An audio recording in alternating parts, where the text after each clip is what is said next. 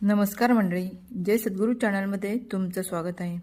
तुम्ही अनेकदा आषाढ तळला असे ऐकले असेल, पण आषाढ का तळतात? आषाढ महिन्यात पाऊस सुरू असल्यामुळे हवामान हे दमट आणि गार असते। या दिवसात शरीराला उष्णता आणि ताकद मिळावी म्हणून तळणीचे पदार्थ खाण्याची प्रथा आहे। म्हणून आषाढ महिना हा तळणीचा महिना म्हणून समजला जातो। चला तर मग आज आपण ओल्या नारळाच्या गोड पुऱ्या कशा करायच्या ते पाहणार आहोत। या पुऱ्या 4 ते 5 दिवस आरामात टिकतात। हा पदार्थ कोकणात जास्त प्रमाणात केला जातो।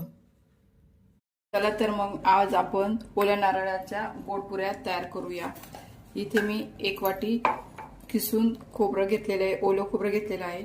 त्यात आपण मिक्सरमध्ये टाकून घेऊया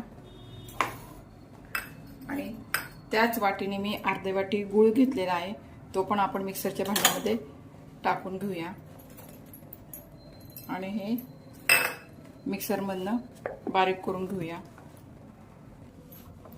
आपण गूळ आणि खोबरं अशा पद्धतीने बारीक करून घेतलेलं आहे, ते आपण आता एका ताटामध्ये काढून घेऊया।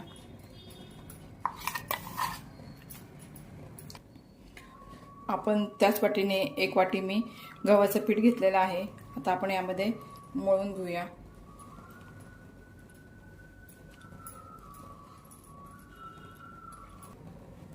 इथे मी 1 वाटी थोडं थोडं करून मी भिजवलेलं आहे, पण अजून हे जरा ओलसर आहे, त्यामुळे मी थोडंसं परत पीठ घेऊन त्यामध्ये मिक्स करणार आहे। आता आपण हे परत थोडं थोडं करून मळून घेऊया।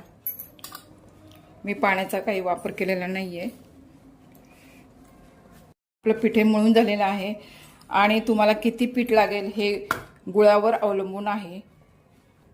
आता आपण हे 5 मिनिटं मुरण्यासाठी ठेवून देऊया।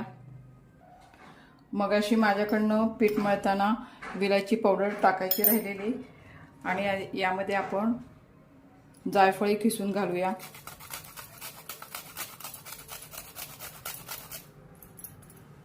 आणि चवीला थोडंसं गोडाच्या पदार्थात मीठ घातलं की पदार्थ अप्रतिम होतात, म्हणून थोडंसं मी मीठ घातलेलं आहे। आता मी परत हे सगळं एकत्र करून घेत आहे।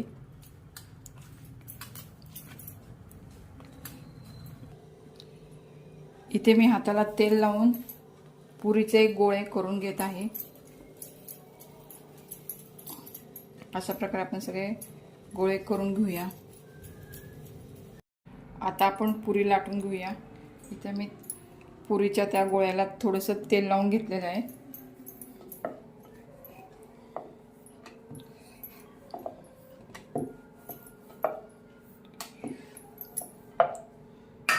आपल्या पुऱ्या एकसारख्या होण्यासाठी मी वाटीने या पुऱ्या करून घेत आहे।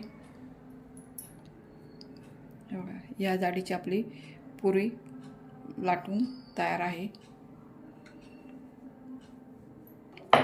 अशा प्रकारे आपण सर्व पुऱ्या लाटून घेऊया।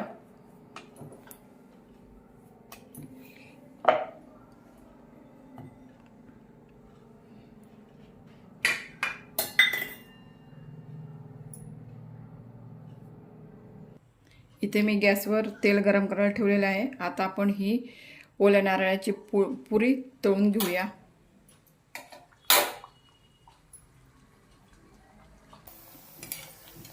आता आपण ही पलटी करूया आणि दुसरी बाजूही छान तळून घेऊया।